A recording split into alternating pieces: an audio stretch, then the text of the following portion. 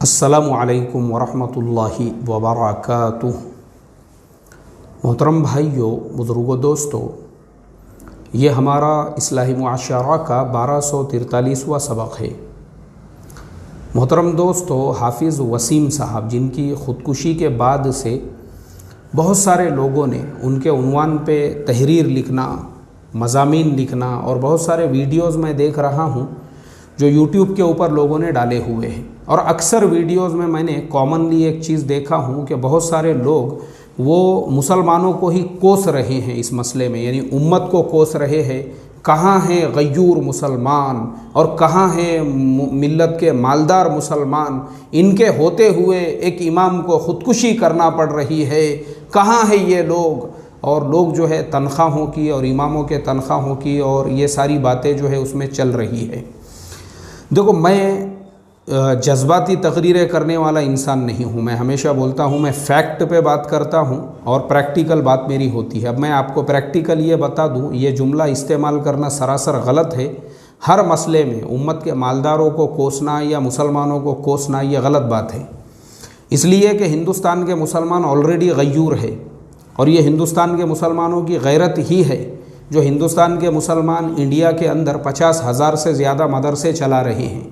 Government का हमको कोई ताउन नहीं है, कोई इमदाद नहीं है, कुछ भी नहीं है। उसके बावजूद इस्लाम जो इंडिया के अंदर ज़िंदा है ना, ये इंडिया के मुसलमानों की ही मेहनतों का नतीजा और क़ुरबानियों का नतीजा है कि यहाँ के मुसलमानों ने अपने महल्ले महल्ले में मस्जिदों का क़ियाम अमल में लाया हुआ है।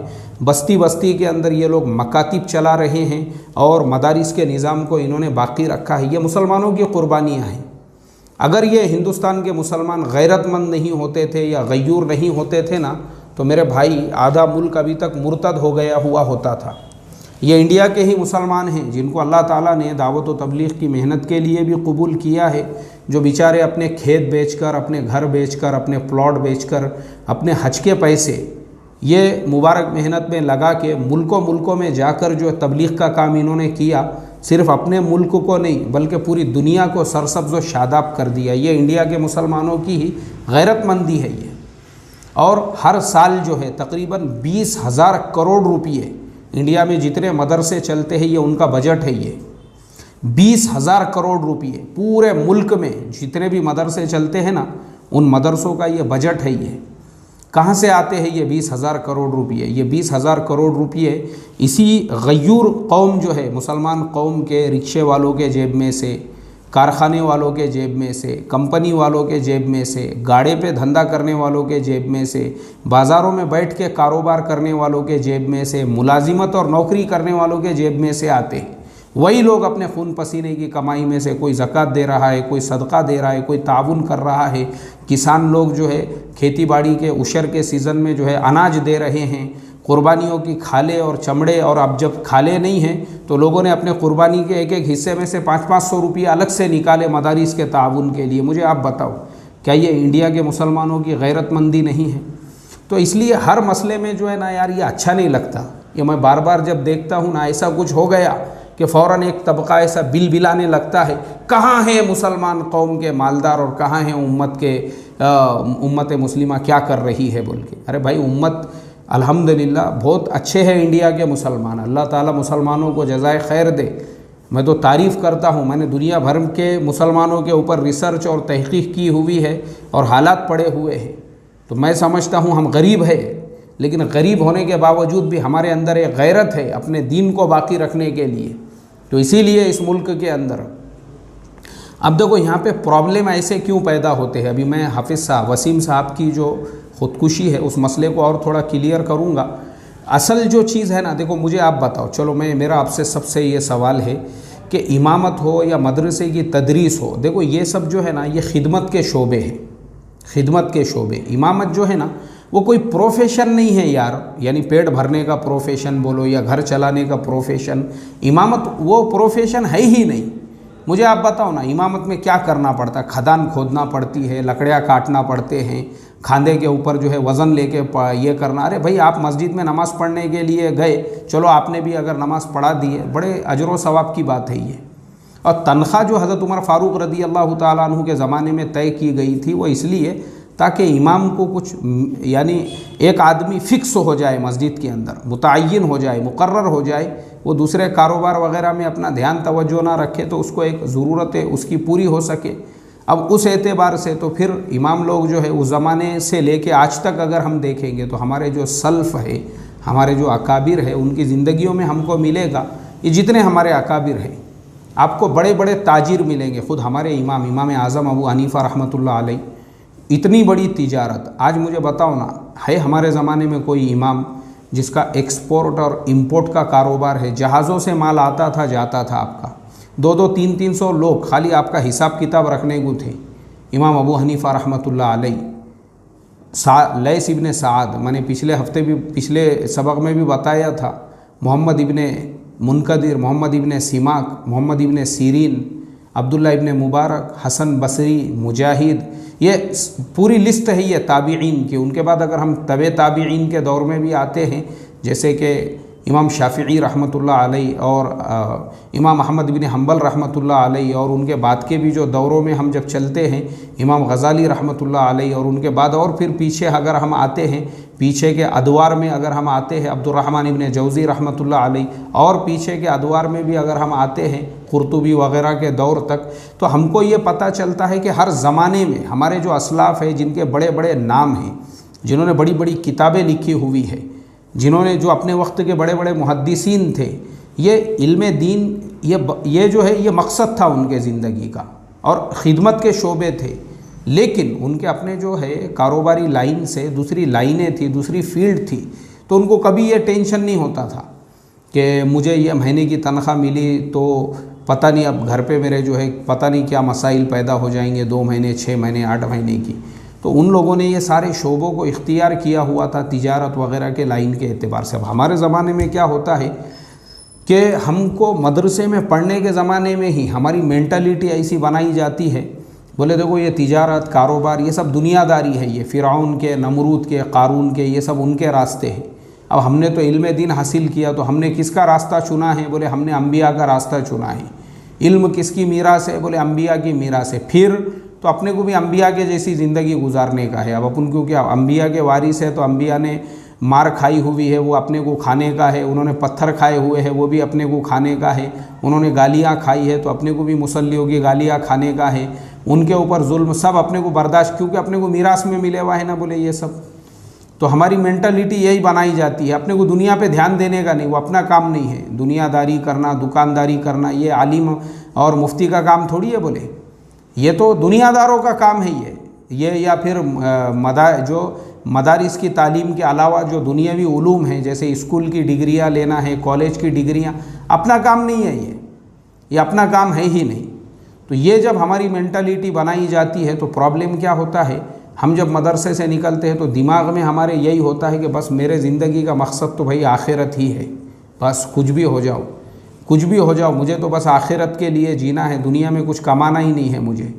और वही मेंटालिटी लेकर जब हम चलते हैं और घर में जब फाक़े पढ़ना शुरू होते हैं तो तब हम सोचते हैं यार ऐसा क्यों हो रहा है। क्योंकि मैं आपको तजुर्बे की बात बता रहा हूँ, मैंने ये सारी जो चीज़ें सीखा ना बाद में, कंप्यूटर वगैरह, और फिर मैंने अपनी दुनियावी तालीम जो पूरी किया, मुझे बहुत ताख़ीर हो गई उसके अंदर।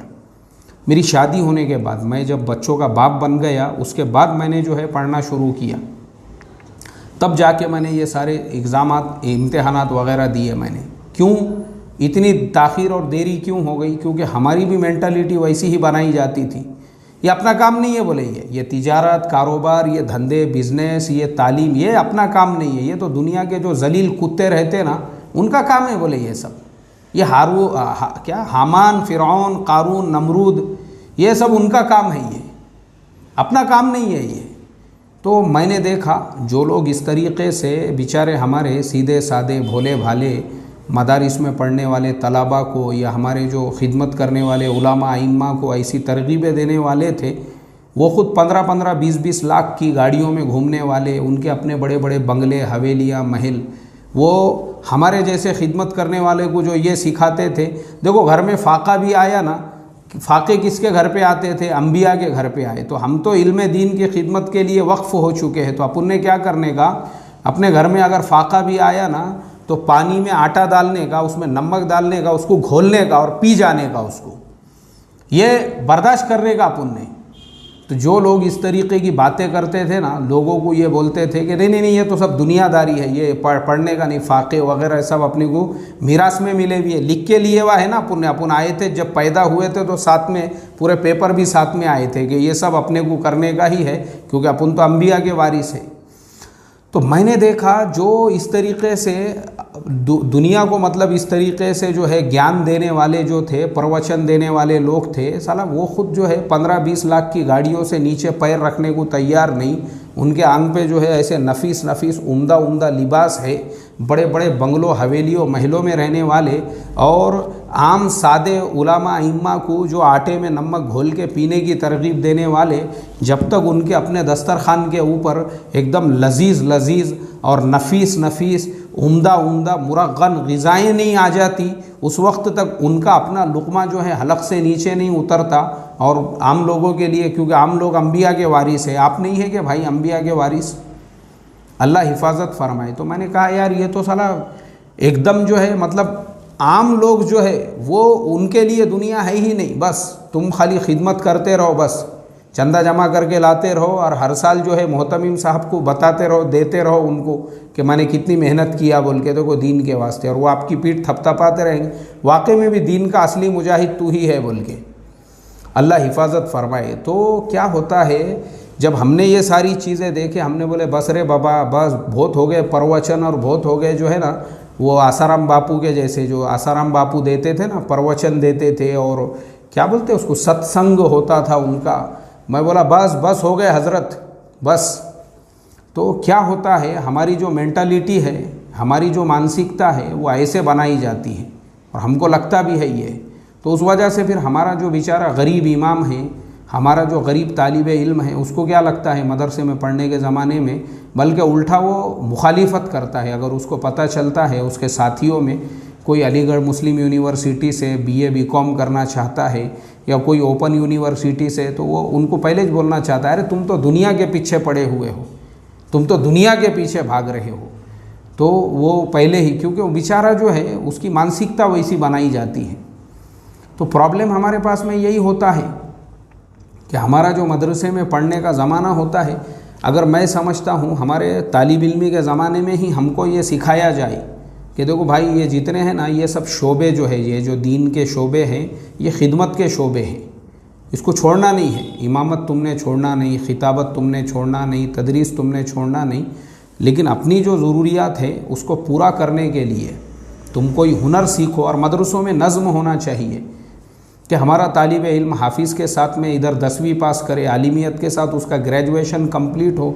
क्योंकि देखो इल्म दीन आप जो सीख रहे हो, दुनियावी उलूम भी साथ में अगर हमारा तालिब इल्म सीखेगा तो, और कोई इल्म फ़न भी अगर उसको आ जाएगा, अरे कम से कम उसके ऊपर वो हालात तो नहीं आएंगे जो हाफिज़ वसीम के पास आए कि मस्जिद नहीं तो अब दूसरा ऑप्शन मस्जिद के अलावा है ही नहीं, क्योंकि दूसरा काम ही नहीं आता, सीखे ही नहीं, ज़िंदगी में कभी करे ही नहीं, तिजारत मालूम नहीं है कैसा करने का है, रिक्शा चला नहीं सकते क्योंकि नाम पे बड़े बड़े अकाबिर के और हज़रत के लेबल लगे हुए हैं, तो उसमें शर्म आएंगी रिक्शा चलाने में या गाड़ा लेके खड़े रहने में कि ये उलामा का, इम्मा का, उनका काम ही नहीं है। हम तो बस एकदम हाई, वो मेंटालिटी जो ऐसी बनाते ना जो लोग, उसकी वजह से ये सारे प्रॉब्लम्स पैदा होते हैं। तो मैं समझता हूँ उम्मत के मालदारों को या उम्मत को कोसना कि उम्मत क्या कर रही है या मालदार क्या कर रहे हैं, गलत बात है। बल्कि ख़ुद हमारे यहाँ पे ऐसा निज़ाम होना चाहिए मदारिस के अंदर कि तलबा को दीनी तालीम के साथ दुनियावी तालीम, असरी तालीम पढ़ाई जाए और उनको हुनरमंद बनाया जाए। और पढ़ाई के ज़माने में उनकी मेंटालिटी ये बनाई जाए कि बाबा तुम जो है ये खिदमत के शोबे है, अगर आगे चल के इमामत तदरीस वगैरह करोगे भी तो इसको खिदमत समझ के करने का, अपने माश और अपनी रोज़ी रोज़गार के लिए दूसरे उलूम और फ़नून तुम हासिल करो, ये ज़रूरी है आज के ज़माने में। तो ये चीज़ें अगर हमारे यहाँ सिखाई जाएगी, ऐसे वर्कशॉप होंगे और हमारे उलामा इम्मा भी इमामत के साथ, आप सीखो ना, इमामत के साथ लैपटॉप का कोर्स होता है, हार्डवेयर का, कंप्यूटर का कोर्स होता है, बहुत सारे मोबाइल सुधारने के कोर्सेस होते हैं। मैंने ये टॉपिक पे 8-10 सबक दिए हुए हैं। तिजारत के कोर्सेस है कि क्या कारोबार कर सकते हैं, आजकल ऑनलाइन बहुत सारे बिजनेसेस हो चुके हैं, वो आप कर सकते हैं, उसमें हमने अपने आप को लगाना चाहिए। तो मैं अल्लाह ताला से यही दुआ करूँगा कि अल्लाह तबारक व ताला हम तमाम को ये समझ अता फ़रमाएँ, और हमारे जो अहले मदारिस और जो ज़िम्मेदारान हैं उनसे भी मेरी रिक्वेस्ट दरख्वास्त है, अपने मदारिस में हम ये निज़ाम बनाएं और तलबा की मेंटलिटी ये बनाएं, भाई ये तो खिदमत के शोबे है, लेकिन माश के लिए आपको शर्म नहीं करना है। ज़रूरत पड़ी तो हर काम आप हलाल हर काम करो। अगर हलाल हर काम नहीं करोगे तो फिर ये ऐसी नौबतें आएंगी। हलाल काम को अगर आपने हकीर समझा, जैसे मैंने वो निज़ामत में कहा था वड़ा पाव के गाड़े और शरबत के गाड़े के बारे में, तो हज़रत ने उसको हकीर समझ लिए कि उनको लगा कि ये तो बहुत हिकारत वाला काम है, जबकि हलाल कारोबार है। मुझे बताओ ना, वड़ा पाव बेचने में क्या शर्म है? जुए का धंधा है वो, क्या मटके के नंबर है वड़ा पाव बेचना बोले तो? शरबत बेचने में क्या हर्ज है? कोई हर्ज नहीं है यार। तो इसको हकीर मत समझो, अपनी शान के ख़िलाफ़ ऐसा मत समझो तुम बहुत ऊंची शान है। वो शान के चक्करों में फिर छोटा काम करने को आदमी को शर्म आती, और नौबत जो है वो वहाँ तक पहुँचती जहाँ पे हाफिज़ वसीम साहब की नौबत पहुँची। अल्लाह ताला ये जो खौल में हम ज़िंदगी गुजार रहे हैं अकाबिरपन के और बड़ेपन के, उससे बाहर निकल के आम लोगों के जैसा हमको जीने वाला बनाएं। सलामु अलैकुम व रहमतुल्लाहि व बरकातुहू।